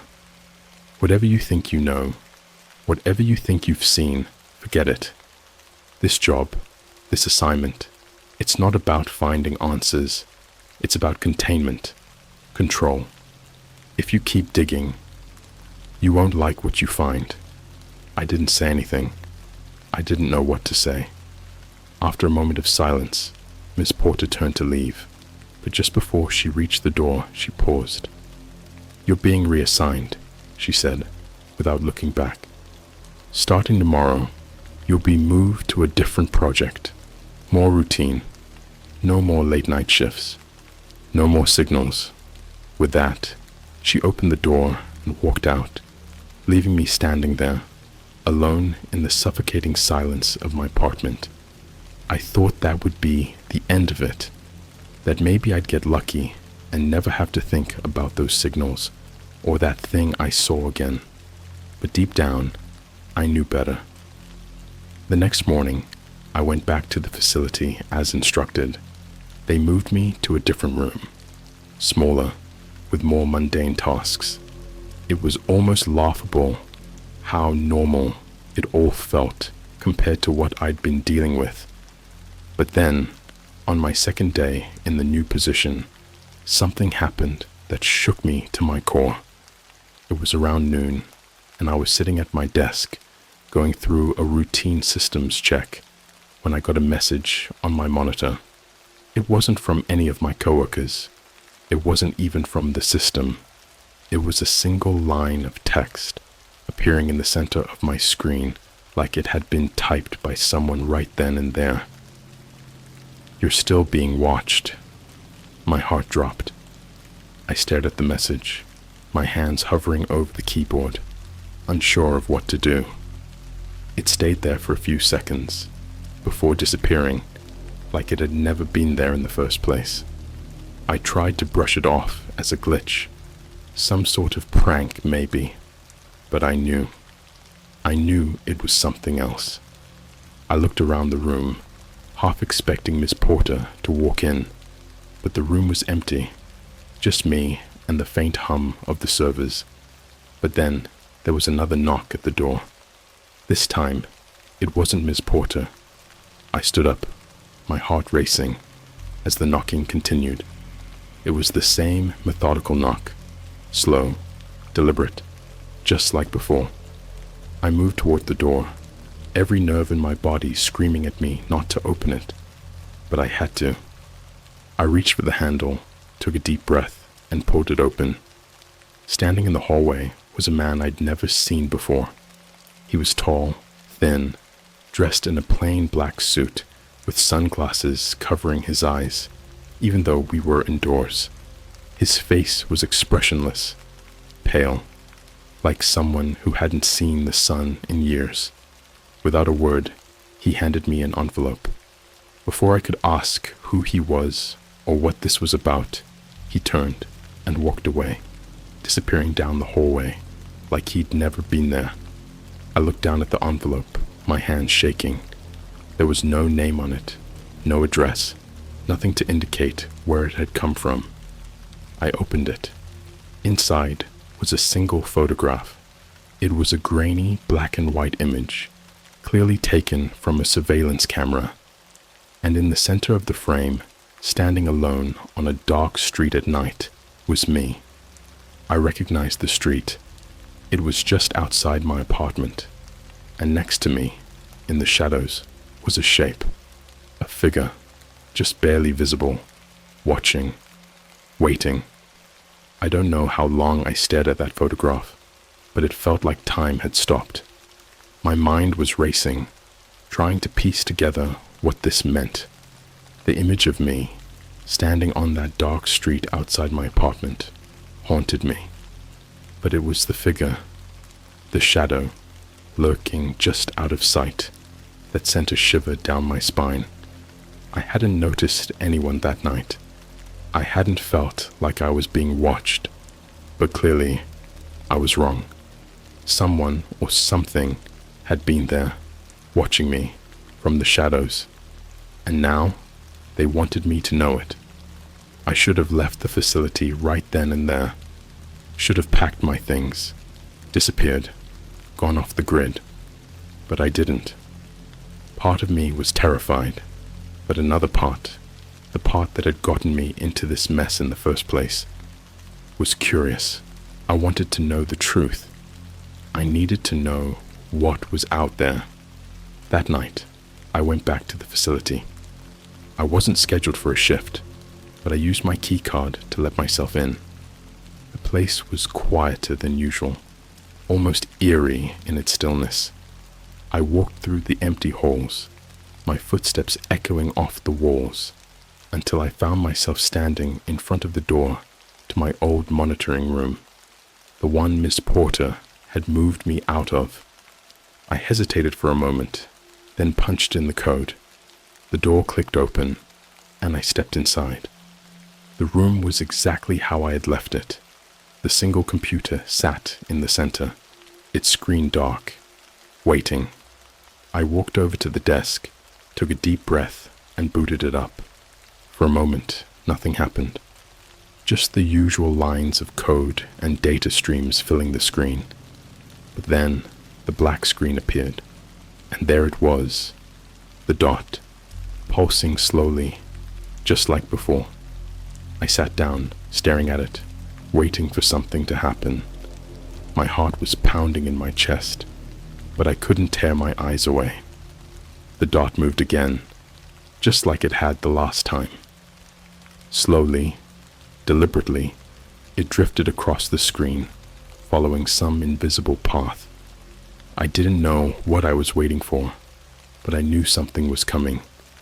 Then, without warning, the screen flickered, and I wasn't alone anymore. The black screen vanished, replaced by a live video feed. It was grainy and distorted, but I could make out the same satellite image I had seen before. The Earth, floating silently in the blackness of space. But this time, the shadow was closer. So much closer. It was huge now, nearly filling the frame. And it wasn't just a shadow anymore. It had shape, form, a dark, rippling mass that seemed to shift and undulate, like it was made of smoke or liquid. I couldn't tell what it was, but I knew it wasn't anything natural. It was alive, and it was moving towards Earth, toward us. The hum started again, low and deep, vibrating through the walls of the room. It was the same sound I'd heard before, but louder this time, more insistent. I tried to move, to stand up and leave, but I couldn't. It was like I was paralyzed, my body locked in place by some invisible force. I could only watch as the shadow drew closer, its form shifting, almost stretching, as if it was reaching out. And then the feed cut out. For a long time, I just sat there, staring at the blank screen, my heart hammering in my chest. I couldn't process what I had just seen, the size of it, the wrongness of it. I had to get out. I had to leave. But before I could make a move, the screen blinked back to life. This time, it wasn't the satellite feed. It wasn't static or code. It was me. I was looking at myself, sitting in the chair, staring at the screen. The video feed was coming from somewhere inside the room, but I couldn't see any cameras. I stood up, my legs shaking, and the figure on the screen stood up with me.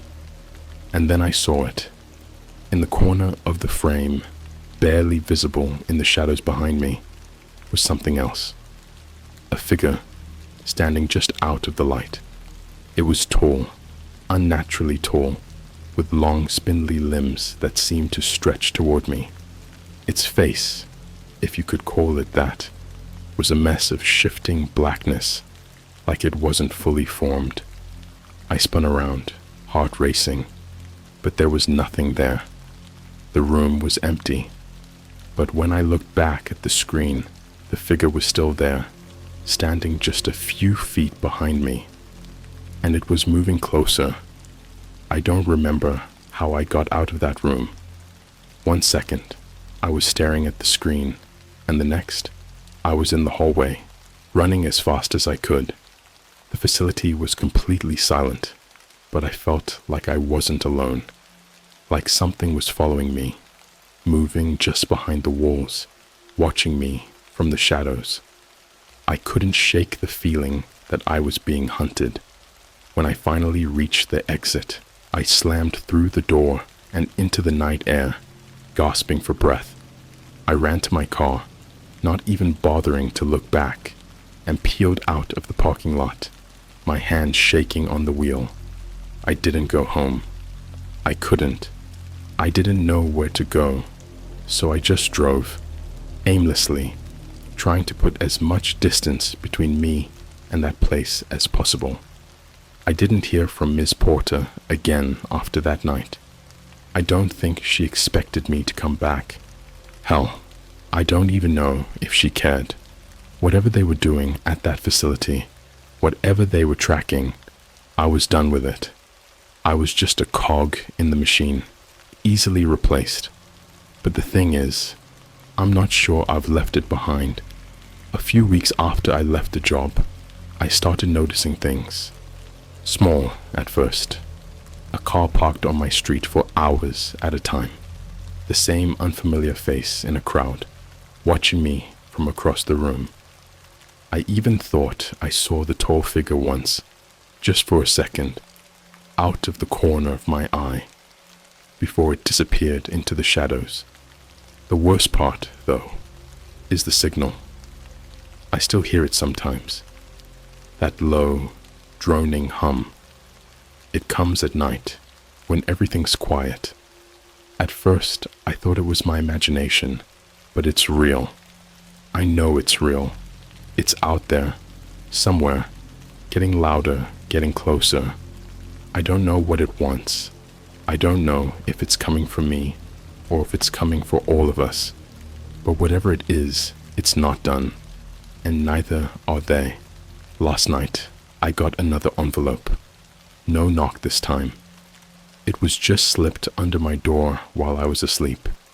Inside was another photograph.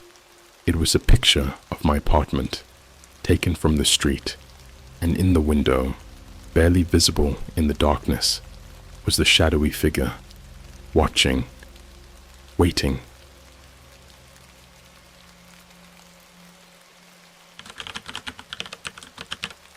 I was drafted into a covert alien research program. What we found beneath Antarctica changed everything. So, I wasn't going to share this, but I think I need to get it out. Maybe it'll help me sleep better, or at least help someone else who might be in over their head. I'm not crazy, okay?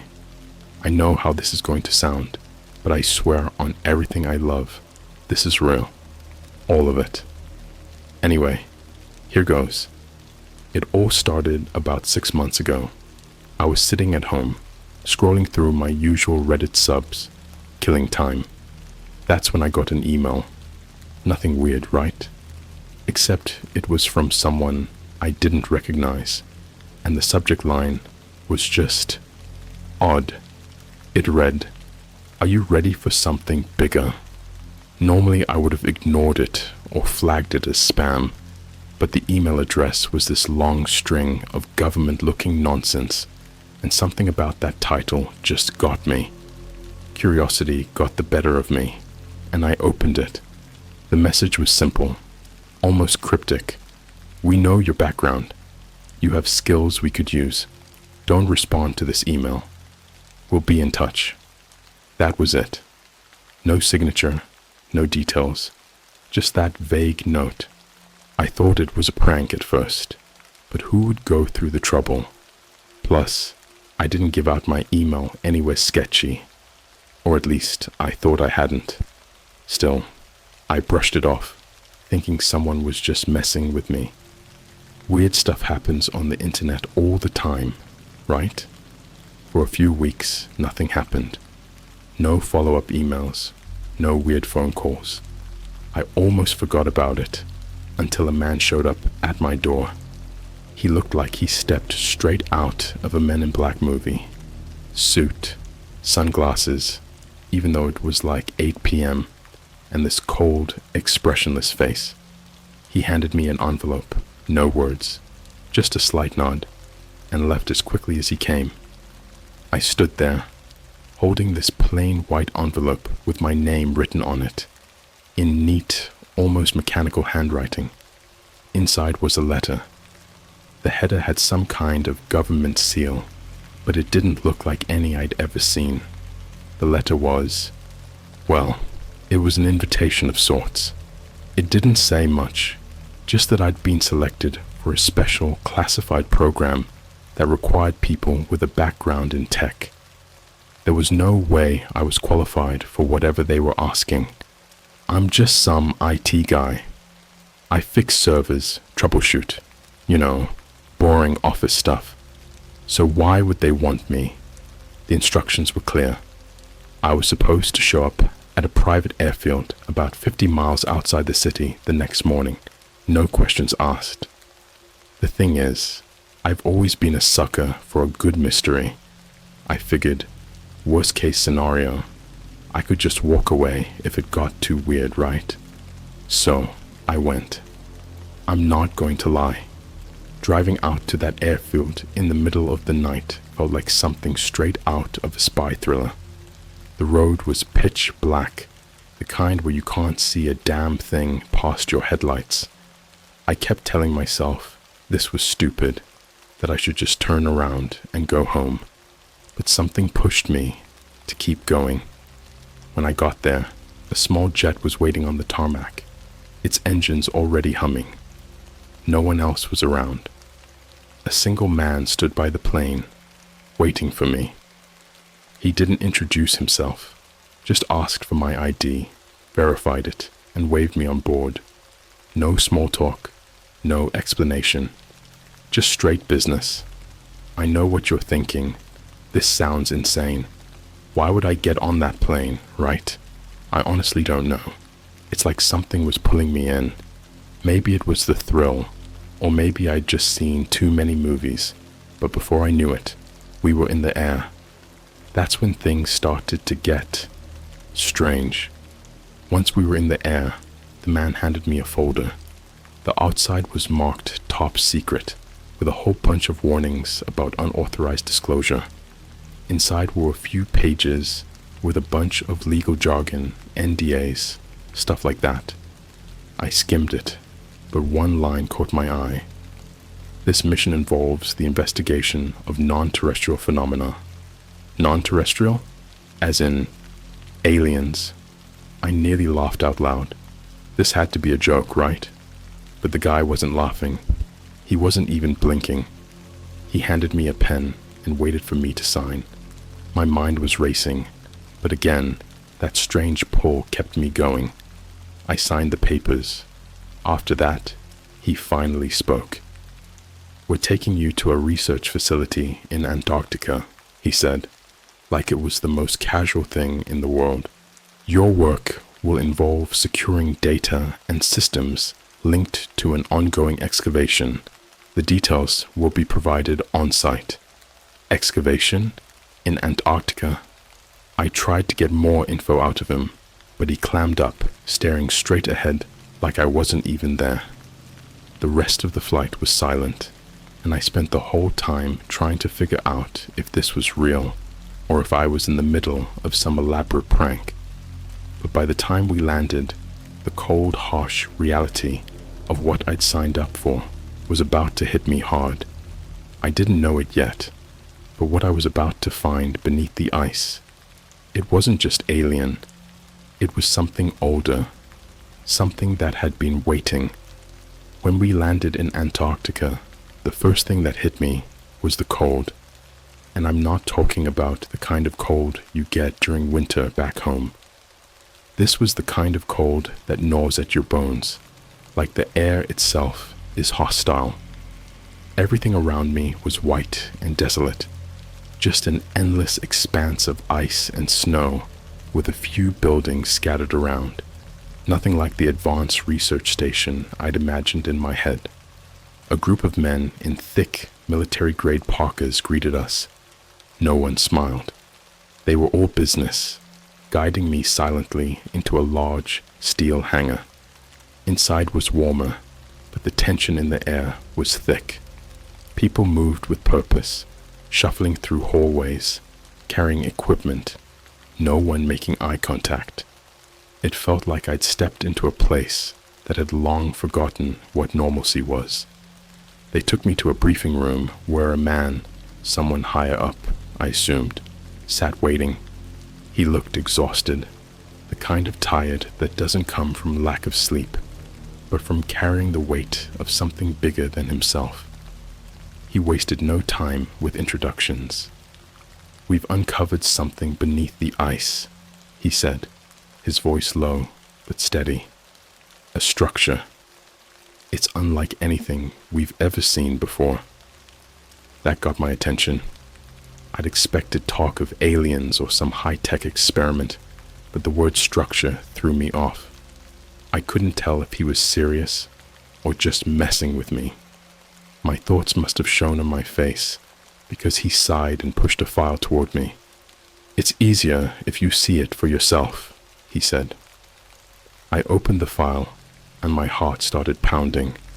The photos inside showed what looked like an entrance, a massive stone doorway, half buried in ice, with symbols carved into it. Symbols that didn't look human. I've dabbled in cryptography and ancient languages before, and these symbols, they were something else entirely. Angular, sharp, almost aggressive. It was like they were designed to make you feel uneasy just by looking at them. We think the structure is ancient, older than any civilization we know of, the man continued. But here's the part that matters. We've detected a signal coming from inside. A signal from something buried deep beneath the ice for God knows how long. My skin prickled, and I had to remind myself to breathe. What kind of signal? I asked, trying to keep my voice steady. That's why you're here, he said, leaning forward. The signal scrambled, distorted, but we believe it's a form of communication. We need people like you to help us decrypt it. Before I could ask more questions, they handed me my gear. Cold weather clothes, tech equipment, all the essentials, and led me to the excavation site. They didn't give me time to process what I'd just heard. There was a sense of urgency hanging over everything, like they knew something was coming, but no one wanted to say it out loud. We took a snowcat, a kind of massive, tank-like vehicle, across the frozen wasteland. I couldn't see anything but endless white outside the window. But after about an hour of driving, the site came into view. It was surreal. They'd set up camp around this enormous hole in the ice, with floodlights illuminating the area. But it wasn't the camp that caught my attention. It was what lay beneath. They dug down into the ice, and at the bottom, about 100 feet down, was the entrance from the photos.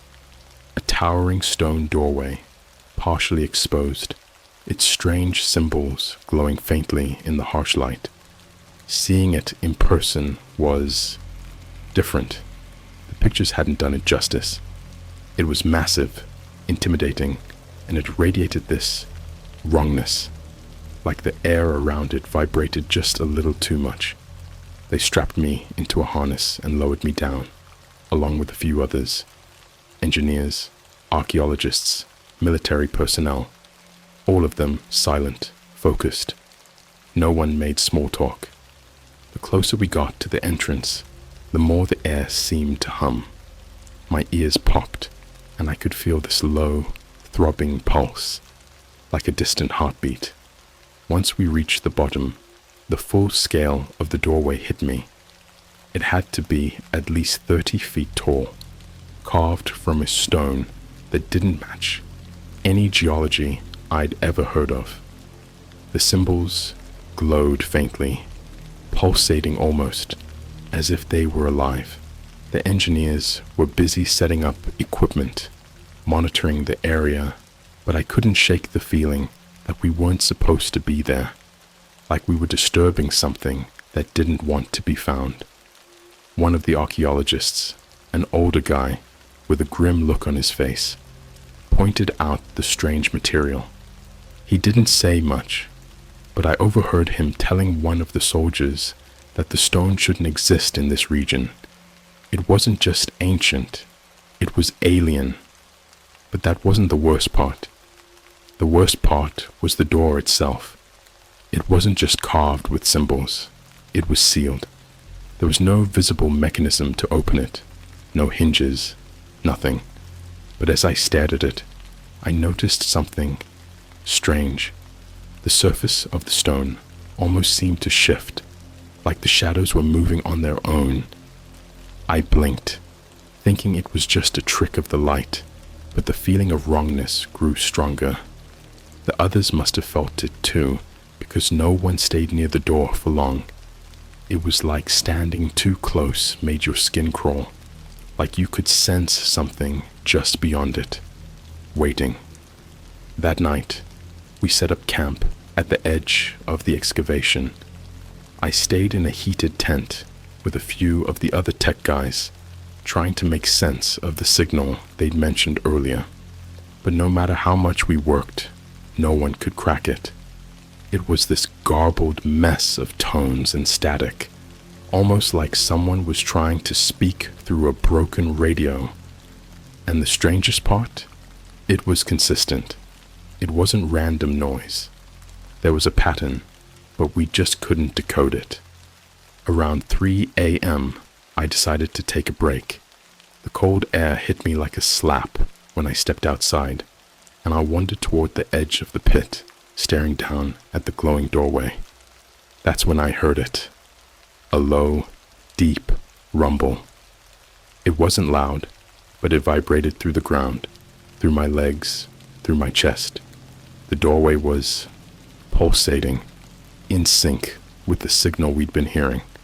My first instinct was to back away, but I was frozen, my eyes locked on that impossible stone. And then, something knocked back. I know how that sounds. Believe me, I do. But there was a sound, like a faint thud, from the other side of the door. I wasn't the only one who heard it. The soldiers on guard immediately moved in, weapons drawn, but the doorway remained sealed, the symbols glowing softly in the night. That's when I knew. We weren't alone down there. Something on the other side was waiting, and whatever it was, it knew we were there. I didn't sleep much after that night. No one did. It was like the entire camp could feel it, the sense that something was lurking just beneath our feet. Everyone was on edge, whispering about the knocking sound, but no one had any answers. They doubled the guards around the excavation site, but we all knew that whatever was down there didn't care about our guns or protocols. The next morning, they sent a team of engineers down to the doorway to inspect it, trying to figure out if there was any way to open it, or at least to understand how it worked. I wasn't part of that group, but I watched from the top of the pit as they drilled, scanned, and prodded at the surface. Nothing. The door didn't budge.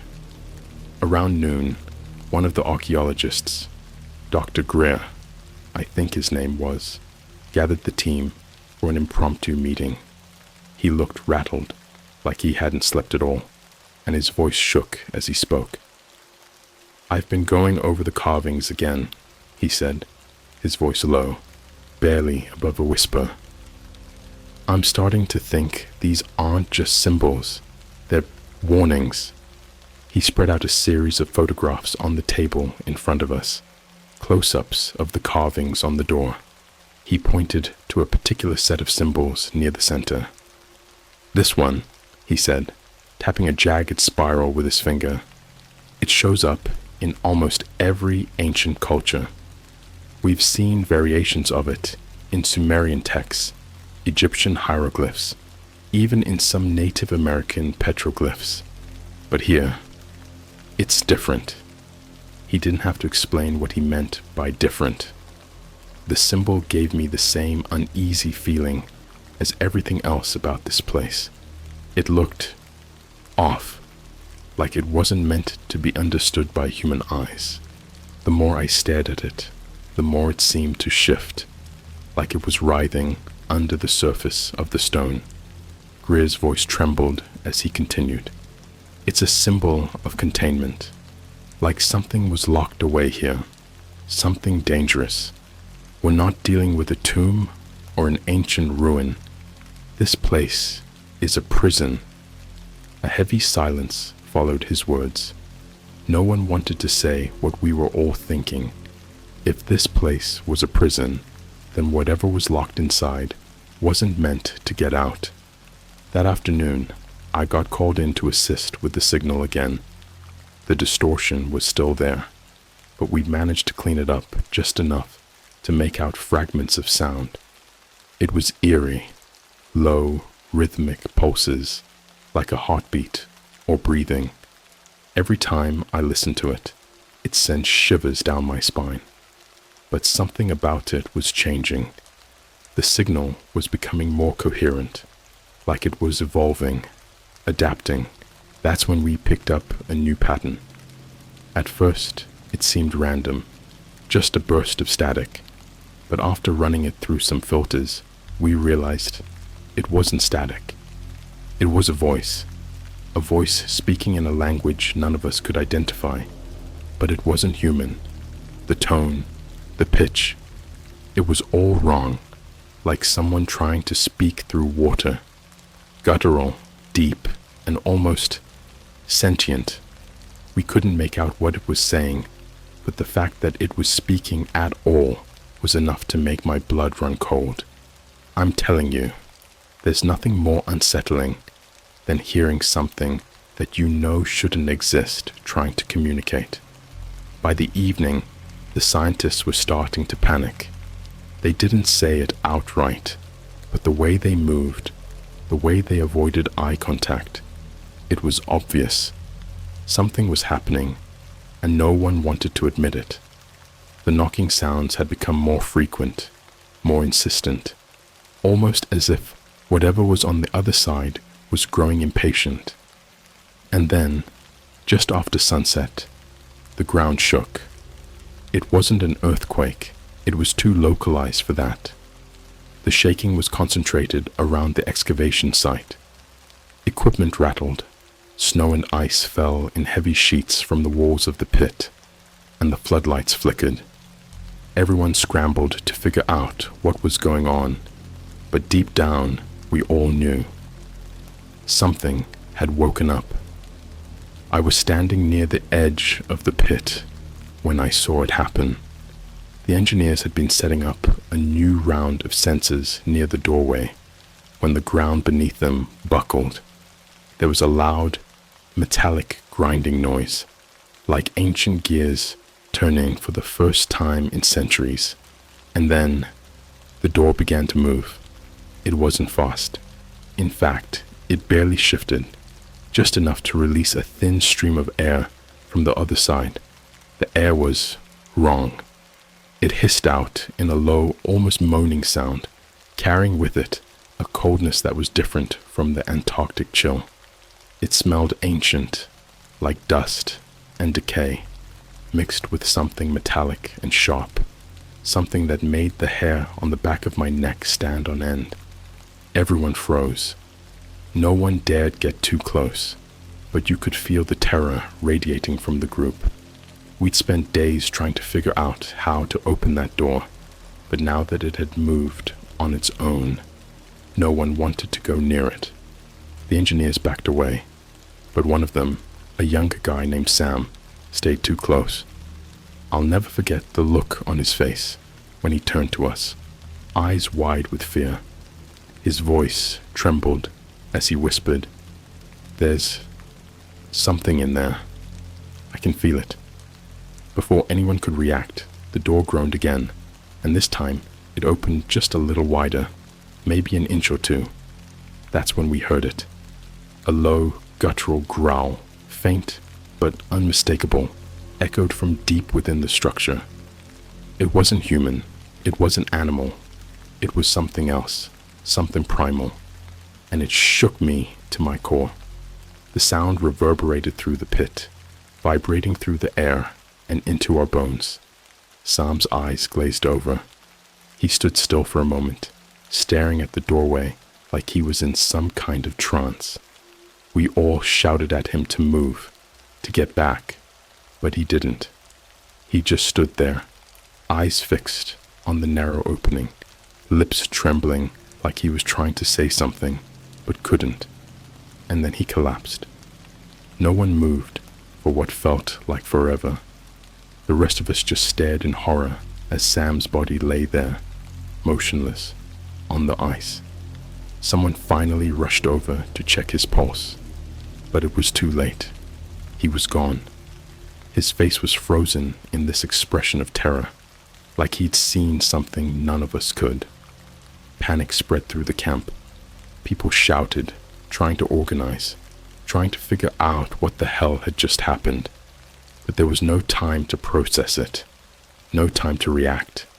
because the growling from the doorway got louder, more insistent. The ground trembled again, and the air grew colder. So cold it felt like it was sucking the life out of us. That's when I heard it. Whispers. Faint, but unmistakable. Dozens of them, maybe more, all coming from the doorway. They weren't speaking any language I knew, but the intent behind them was clear. They were angry, and they were getting louder. We had to get out of there. Whatever was behind that door, it wasn't meant to be released. We left Sam's body where it fell. I wish I could say we were brave enough to stay and try to figure out what happened, but that's not the truth. Fear does strange things to people, and when we heard those whispers, something primal kicked in. Fight or flight, and we chose flight. The higher-ups ordered an immediate evacuation of the site. There was no debate, no argument. Whatever was behind that door had claimed one of us, and nobody wanted to stick around to see who it would take next. As we scrambled to pack up equipment and get to the snowcats, the whispers grew louder. They felt closer, like they were no longer coming from behind the door, but from the very air around us. It was as if the entire site had become infected, contaminated by whatever we disturbed. The engineers and soldiers were barking orders, moving as fast as they could, but it didn't matter. We all knew something was watching us.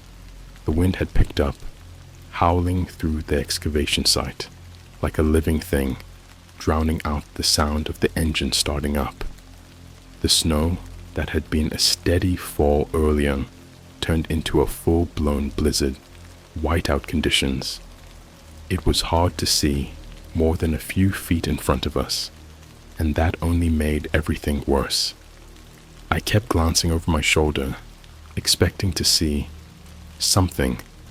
I didn't even know what I was looking for, but I couldn't shake the feeling that we weren't alone.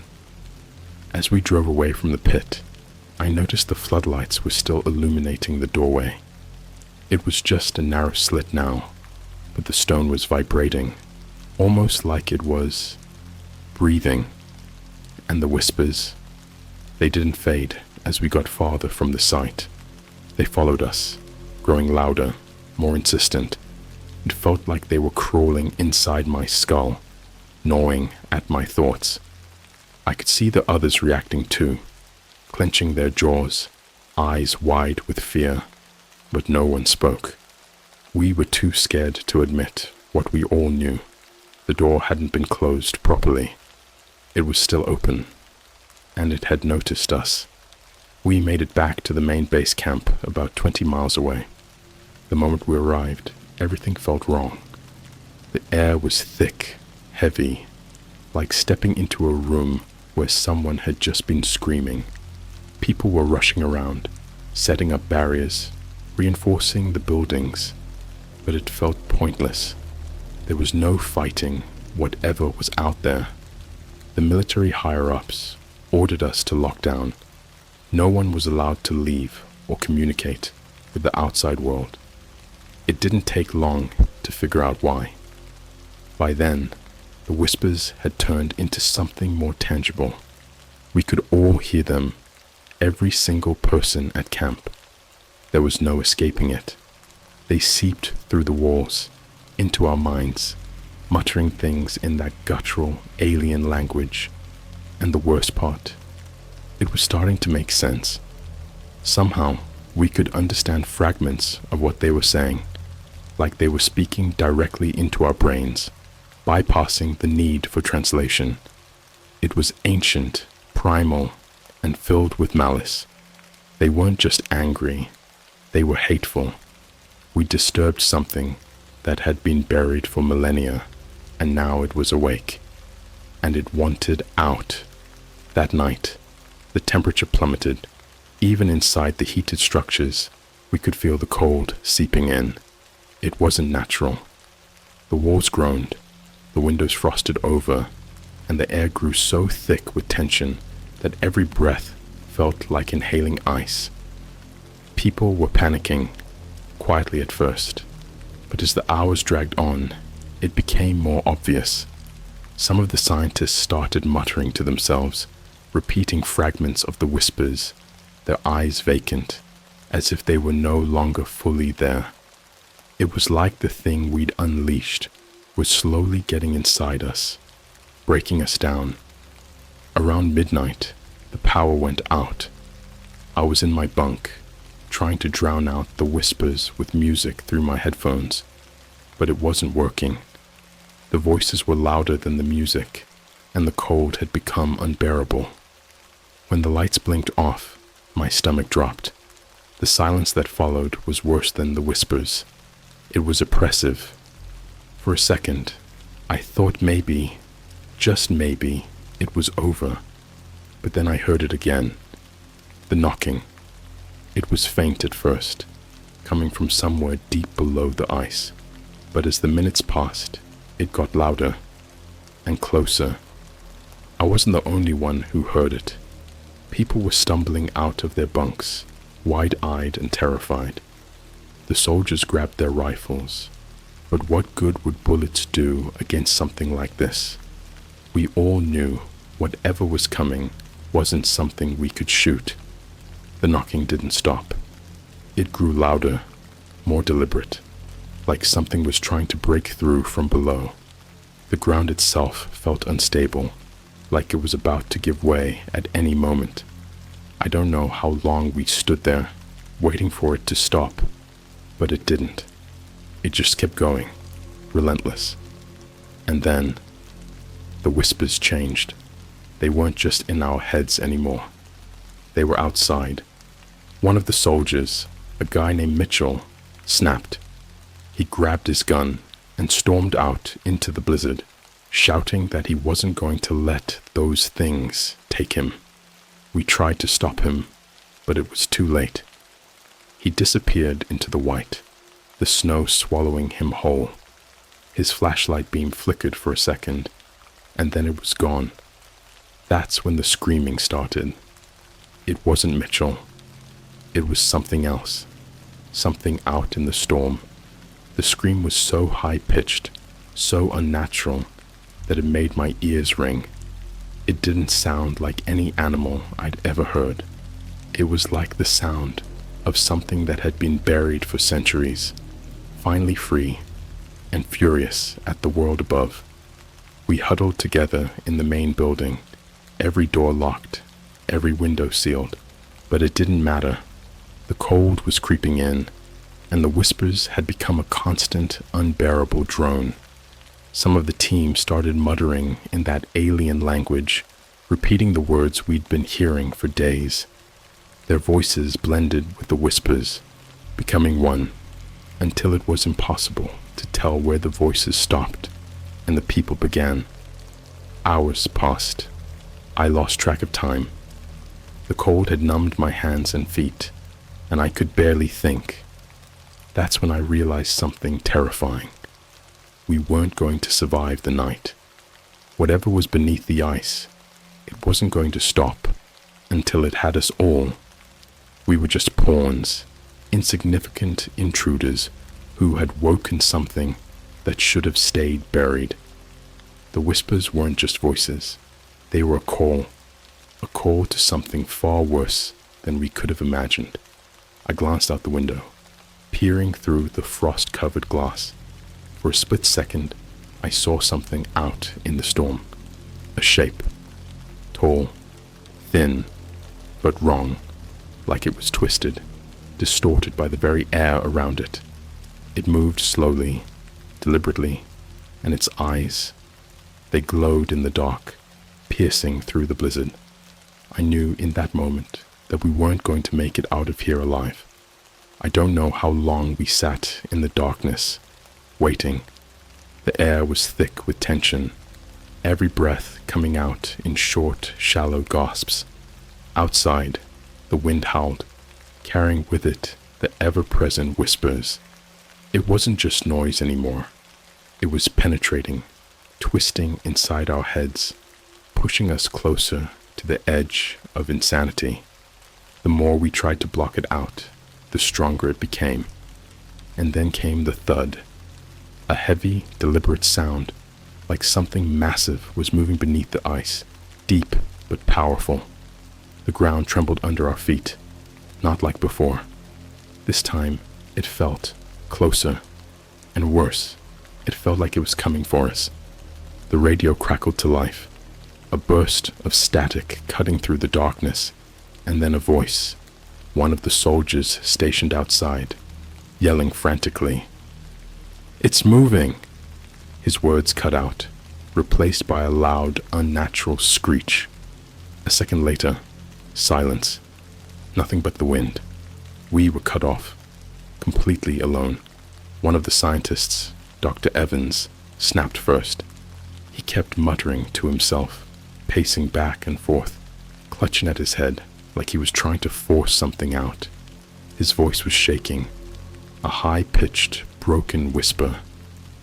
"We shouldn't have come here. We weren't meant to find this. We weren't meant to see it." Before anyone could stop him, he bolted for the door. He tore it open, letting the cold flood in, and ran out into the storm, disappearing into the whiteout. We didn't even try to stop him. No one wanted to go outside. We knew, deep down, that it wasn't the cold that was going to kill him. But what came next was worse. We heard Evans's scream. It wasn't the kind of scream you hear in movies. It was real, raw terror, a sound that pierced through your soul. And then, after what felt like an eternity, it was cut short. Not abruptly, not like something had grabbed him, but like he had just stopped existing, like something had swallowed him whole. We barricaded the doors after that, anything to keep whatever was out there from getting in. But the truth was, it was already too late. I could feel it in the air, in my bones. The thing under the ice, whatever it was, had already breached the camp. It was inside, moving through the walls, unseen, but felt. Hours passed, maybe days. Time didn't matter anymore. People stopped talking, stopped thinking. We were all in survival mode. But for what? We couldn't escape, not with the storm outside and that thing inside. The whispers had taken over, louder now, almost chanting, filling our minds with their strange, alien language. That's when I started seeing them. At first, I thought I was hallucinating, shadows flickering at the edges of my vision, barely there, but always moving. The others saw them too. No one talked about it, but you could see it in their faces, the fear, the realization that we weren't alone.